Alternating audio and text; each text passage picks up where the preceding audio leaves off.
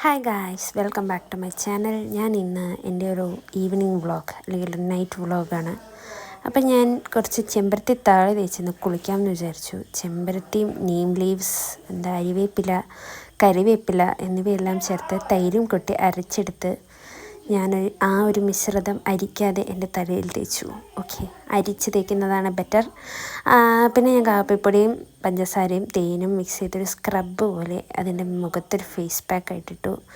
ഇത് ഓവറായിട്ട് സ്ക്രബ് ചെയ്താൽ സ്കിൻ ബാരിയർ നശിക്കും. അനുഭവം കൊണ്ട് പറയാണ്, കുരു വരാൻ തുടങ്ങും. സോ ബി കെയർഫുൾ, ഓവറായിട്ട് സ്ക്രബ് ചെയ്യരുത്. എന്നിട്ട് ഞാൻ അതൊക്കെ കഴിഞ്ഞ് തേച്ച് നനച്ചൊന്ന് കുളിച്ചു. തേച്ച് നനച്ച് കുളിച്ച ശേഷം സ്കിൻ കെയർ അത് നിർബന്ധമാണ്.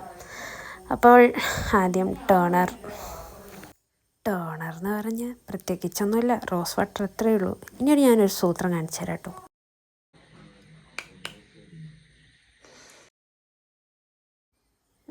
അതെങ്ങനെ ഉണ്ടായിരുന്നു? അടിപൊളിയല്ലായിരുന്നോ? ഈ ലിപ് ബാം എനിക്ക് ഭയങ്കര ഇഷ്ടമാണ് കേട്ടോ.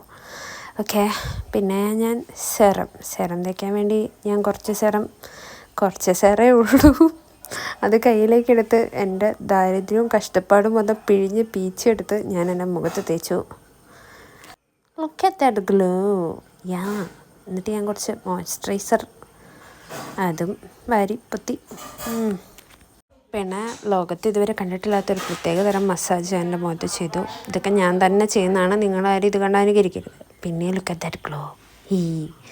പിന്നെ ഞാൻ കുറച്ച് നേരം സ്കിൻ കെയർ ചെയ്ത സന്തോഷത്തിൽ ഡാൻസൊക്കെ കളിച്ചു. പിന്നെ ഞാൻ പെയിൻറ്റ് ചെയ്യാമെന്ന് വിചാരിച്ചു. ഞാനിപ്പോൾ വളരെ പതുക്കെയാണ് പെയിൻറ്റ് ചെയ്യണത്. മഴ കൂടെ ആയതുകൊണ്ട് പെയിൻറ്റ് ഉണങ്ങാൻ കുറേ സമയം എടുക്കും. പിന്നെ രാത്രി അമ്മ മര്യാദയ്ക്ക് ഭക്ഷണം കഴിക്കാൻ പറഞ്ഞപ്പോൾ ഞാൻ കഴിച്ചില്ല. അതുകൊണ്ട് രാത്രി ചക്കരേനോട് നൂഡിൽസ് ഉണ്ടാക്കി തരാൻ പറഞ്ഞു. അവൾ ഉണ്ടാക്കി തന്നു.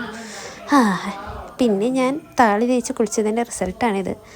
അപ്പോൾ അത്രയേ ഉള്ളൂ. ടാറ്റ.